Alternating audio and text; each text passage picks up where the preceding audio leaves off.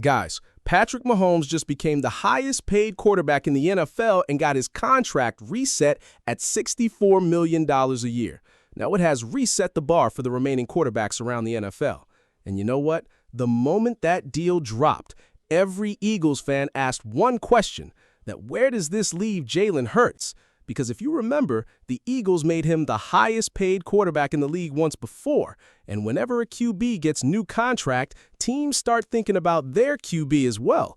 But after this Mahomes deal, we haven't seen any movement, any action, even a single statement from Eagles management, whether they are going to extend Hurts or not. And if you deeply analyze this silence, you are going to get a strong message from Howie Roseman. What's up, Birds Gang? Welcome to the NFL Playbook Eagles. If you're new here, don't forget to hit that subscribe button. So look, Patrick Mahomes just locked in $64 million a year, and honestly, that number should hit every Eagles fan differently. Because think about what that means for the rest of the league. Lamar Jackson is about to sign somewhere around that same number. Dak Prescott is sitting at $60 million, Josh Allen at $55 million, Joe Burrow at $55 million. The market has completely shifted, and every top quarterback in this league is either already paid or about to get paid. And right in the middle of all that movement, Jalen Hurts is just sitting there, quiet, no extension, no restructure, nothing. And guys, that is not an accident. Now, here is what makes this whole thing so interesting to me.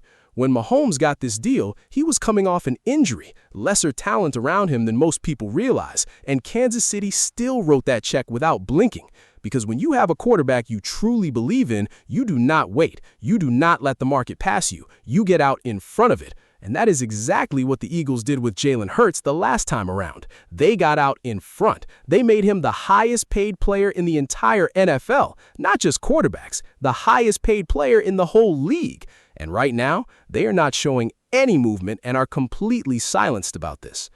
And previously, Dak Prescott has had his contract restructured 4 times. Joe Burrow has had his restructured twice. Josh Allen, twice. And Jalen Hurts, 0. Not once, not a single restructure, not a single extension conversation, nothing.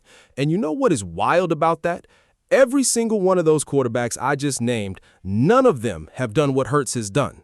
None of them won a Super Bowl with the kind of supporting cast and offensive line that Hurts had around him. But they are all getting paid, getting restructured, getting their contracts taken care of, and Hurts is just sitting at whatever deal he signed years ago while everybody moves forward without him.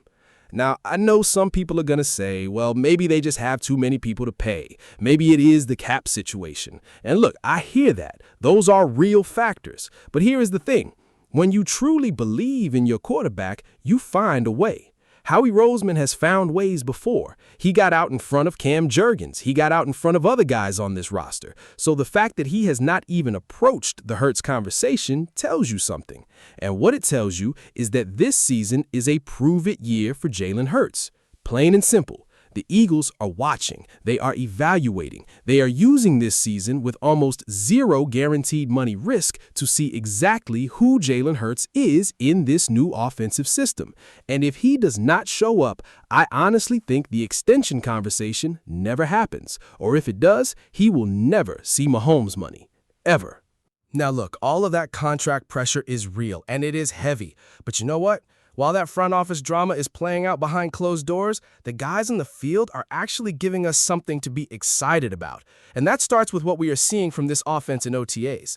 The new offensive coordinator, Sean Mannion, people are talking about this man. Reporters are out there saying 3 words to describe what this offense looks like: maximizing, cohesion, and Shanahan.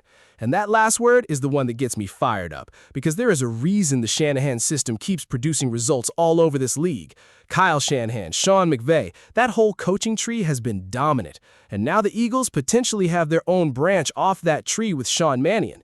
Look, he is only 34 years old. He has only been coaching for 2 seasons total. So yes, there will be growing pains, but the excitement around what he could bring to this offense is real. And you know what is also turning heads? Saquon Barkley looking absolutely locked in. More under center work, more motion, more involvement in the passing game. The offensive line is looking like it has that cohesion we need. Hollywood Brown has been showing off that speed that this offense has been missing. Dontavion Wicks is running crisp routes. And guys, let us not forget, last year, the Eagles basically did not use Jalen Hurts' legs at all. This year, that changes. We are already seeing Sean Mannion designing runs for him in open OTAs. That two-headed monster offense with play action under center is coming, and I genuinely cannot wait to see it in September. But you know what? While we are talking about guys stepping up on this roster, there is one name that keeps getting overlooked, and honestly, it is starting to bother me. And that name is DeVonta Smith. Because Nick Sirianni came out and started naming the core leaders on this football team, and he named Jalen, Saquon, Jordan Mailata, Lane Johnson, Landon Dickerson, and a bunch of other guys. But you know who he did not mention? DeVonta Smith. And I got a problem with that. Because DeVonta Smith has been here from the beginning of this run. He got the Eagles that dagger. He has been a captain. He helped bring a championship to Philadelphia. And somehow his name is not coming out of the head coach's mouth when he is talking about leaders? No, that is not okay. And honestly, I think DeVonta Smith needs to demand his respect. Not in a loud, dramatic way, but just step up. Be more vocal. Let the media hear from you. Let those younger receivers like Hollywood Brown look up to you. Because right now, people see DeVonta Smith as a super talented receiver, and he is. But he needs to be seen as a leader, too. He has earned that. He has to want it and go take it. And speaking of people not getting the respect they deserve, let's shift to something that has the whole fan base fired up right now. And this one involves Mama Hurts, Pamela Hurts, who just commented on a TikTok and called out A.J. Brown for being petty to say the least. Now look, this started because A.J. Brown chose to wear number 1 with the New England Patriots. And yeah, I know he wore number 1 in college, but he has been rocking number 11 for a while now. Julian Edelman even came out and told him he could absolutely keep wearing 11 with the Patriots, and A.J. still chose number 1.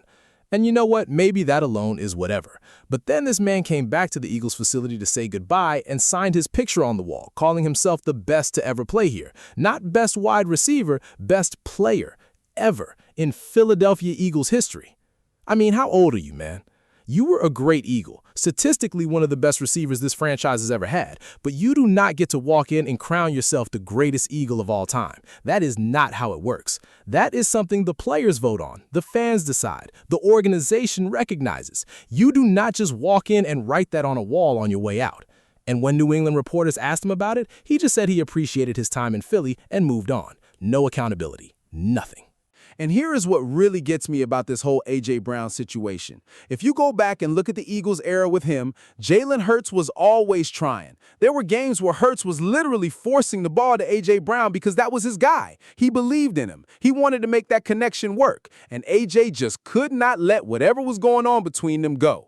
Brandon Graham even spoke on it, saying 1 was trying, but 11 just was not hearing it. And now that everything is settled, it is so clear who the mature one was in that situation. Hurts never said a bad word publicly, never threw A.J. under the bus, just kept playing football. Meanwhile, A.J. Brown is out here picking petty number changes and signing walls on his way out the door.